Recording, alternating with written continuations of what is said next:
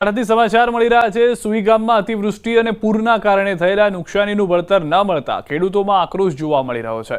કોંગ્રેસના આગેવાનો અને ખેડૂતોએ પ્રાંત કચેરી સુધી રેલી યોજી ખેડૂતોએ પ્રાંત કચેરીએ પહોંચી વળતરની માંગ સાથે વિરોધ કર્યો હતો।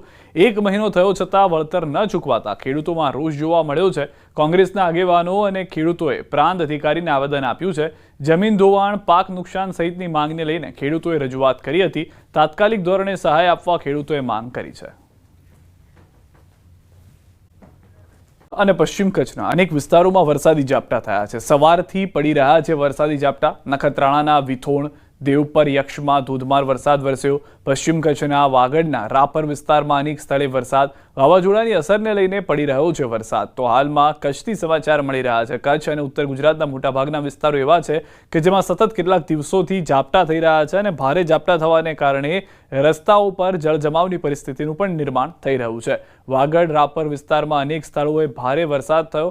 પવનની સાથેનો આ વરસાદ હતો, જાણે મિની વાવાઝોડું ત્રાટક્યું હોય તે પ્રમાણેની પરિસ્થિતિ પણ ઉદ્ભવી હતી। આ પૂર્વ અને પશ્ચિમ કચ્છના દ્રશ્યો પણ અમે આપને બતાવી રહ્યા છીએ કે જ્યાં આગળ ધોધમાર વરસાદને કારણે એક તરફ ખેડૂતો ચિંતામાં છે, કારણ કે દિવાળી બગડે નહીં તેની રાહ જોઈ રહ્યા છે।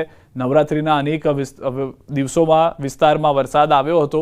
વધુ માહિતી કચ્છથી ન્યૂઝ 18 સંવાદદાતા મેહુલ જોડાઈ ગયા છે। મેહુલ, શું પરિસ્થિતિ છે હાલમાં કચ્છની? જે સીધા ચોક્કસથી વાત કરીએ તો વહેલી સવારથી જ કચ્છના અનેક વિસ્તારો છે ત્યાં પાસે ઝરમર તેમજ ધોધમાર છે તે ઝાપટા વરસી રહ્યા છે। પૂર્વ અને પશ્ચિમ કચ્છના અનેક એવા વિસ્તારો છે જ્યાં પાસે સવારથી જ વરસાદથી ઝાપટા છે તે વરસી રહ્યા છે। જેમાં નખત્રાણાના જે વિથોણ છે, દેવપર, યક્ષ છે ત્યાં પાસે તો ધોધમાર છે તે વરસાદ છે તે વરસી રહ્યો છે। તો બીજી બાજુ વાગડ વિસ્તાર છે, જે રાપર વિસ્તારના આસપાસના જે વિસ્તારો છે, ગ્રામ્ય વિસ્તારો, ત્યાં પાસે પણ વરસાદી ઝાપટા છે તે વરસી રહ્યા છે। વાવાઝોડાની અસરને લઈને હાલ કચ્છના અનેક એવા સ્થળ છે જ્યાં પાસે વરસાદી ઝાપટા વરસી રહ્યા છે।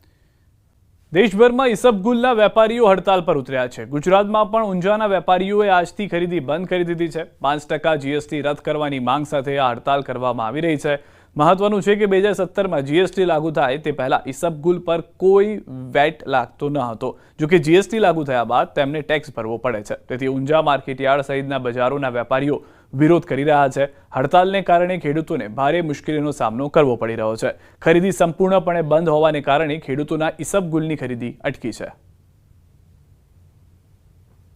ભાઈ આ રે શબ્દ ખોટો લખેલો છે તો હમ નિકાલ દેંગે, પણ 2017 પછી પણ 2025 સુધી 8 વર્ષ સુધી સતત અમે રજૂઆતો ગુજરાત સરકારમાં, ગુજરાત જીએસટીમાં, સેન્ટ્રલ જીએસટીમાં, સેન્ટ્રલની જીએસટી કાઉન્સિલમાં ઘણી વખત રજૂઆત કરી, પણ અત્યાર સુધી એનું નિરાકરણ ન આવવાને કારણે ઈસબગુલ ઇન્ડસ્ટ્રીઝ એસોસિએશને આ निर्णय लीधो कि भाई हमारा ईसबगुल सीड्स की खरीदी बंद करवी। यहाँ मंडी में ईसबगुल कोई लेने वाला है नहीं, ईसबगुल पड़ा है, सभी हड़ताल पे हैं। अब हमारे इस माल का क्या करना, इस माल का क्या करें? हमको पैसे की जरूरत है। आए 3-4 दिन से बैठे हैं, शनिवार से बैठे हैं, हम कोई माल तो ले रहा नहीं। यहाँ दुकानदार जहाँ माल उतारा है वो कहे ऑक्शन बंद है, या व्यापारी लेने वाला है नहीं, तो इस माल का क्या करना? हम सरकार से निवेदन है कि हमारा जल्द से जल्द इसका निवेदन निकाल किया जाए। सब माल नहीं बिक रहा तो परेशानी हो रही, माल कहाँ बिकेगा? फार्मर को सब परेशानी होगी, माल नहीं बिकेगा तो क्या क्या प्रॉब्लम होगी? बहुत होगी, बिकेगा नहीं तो आगे के सीजन में बुआई की दिक्कत आएगी।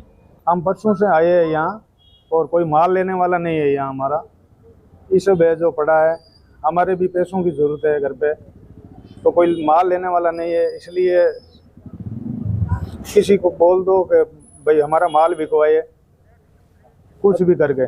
फार्मर को तो सभी दिक्कत आएगी, घर में पैसों की तंगी आ जाएगी, घर में पैसे है नहीं।